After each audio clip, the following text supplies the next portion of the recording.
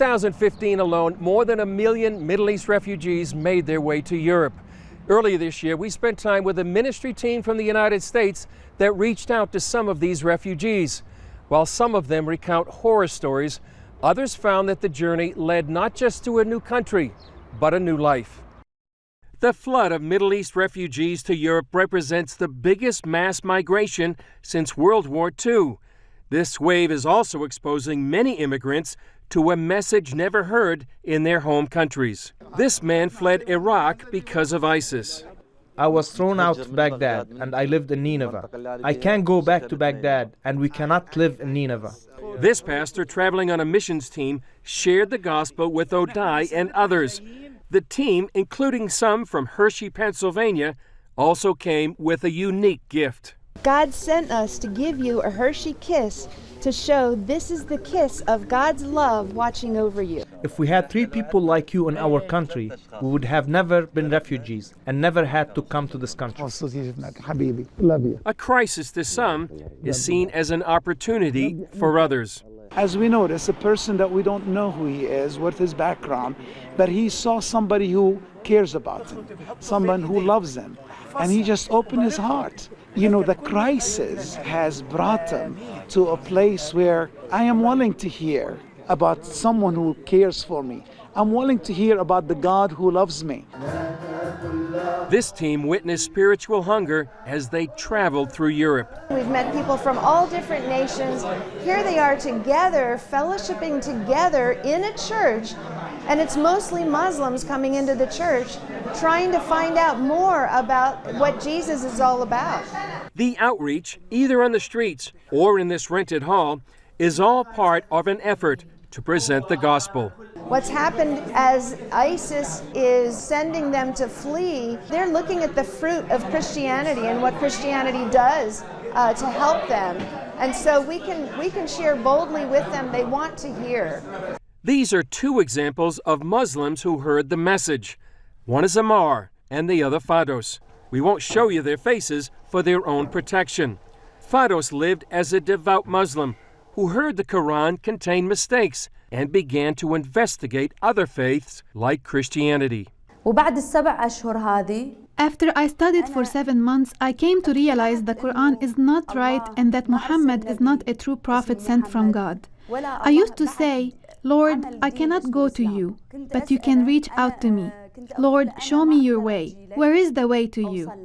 As she read the Bible, Fados found the verse in John's Gospel where Jesus says, I am the way. How did he know that I was looking for a way? How did he know that I was reaching for the way to God? I saw that Jesus is God through reading the Gospel. Ammar had a dream where he saw a man with a rod that had a cross on its top. Then he too read the Bible. Then I started to read the Gospel and compare the Gospel to the Quran. The verse through which the Lord really spoke to me and confirmed my decision was the verse where Jesus said, "Whosoever wants to follow me, let him carry his cross and follow me." When I read that verse, it became real to me. I was holding that rod that had the cross on it. I made my decision to be a follower of Christ. They are dealing with the God of Islam, and they feel that the God of Islam has abandoned them. Pastor Mashraki's church reaches out to both Muslim and Christian refugees. They need healing. They need encouragement. They need someone to stand with them and to be a help to them. His church has helped Christian refugees Ruba and her son Jacob from Syria. They fled the dangers of ISIS and other Islamic groups. One time when he in street, the car, bomb car, near my house. It's horrible, and my son is not in house. I go to street, I say, Jacob, Jacob, where are Jacob? Oh, I don't like this fail to any mother, to feel this sad and danger. And I am in the street and the car, it's explosive and everything. I don't know why is this one. It's kill every Christian. It's take for Christian. You're not Muslim, I kill you. You need Muslim. I don't know why, but thank God now I am here and the God is helped me. While these leaders see opportunity, they also recognize the danger.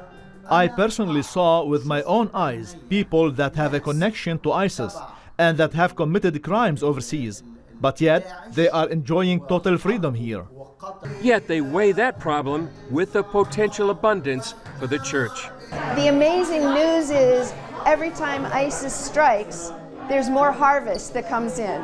There's more people that want to flee from that.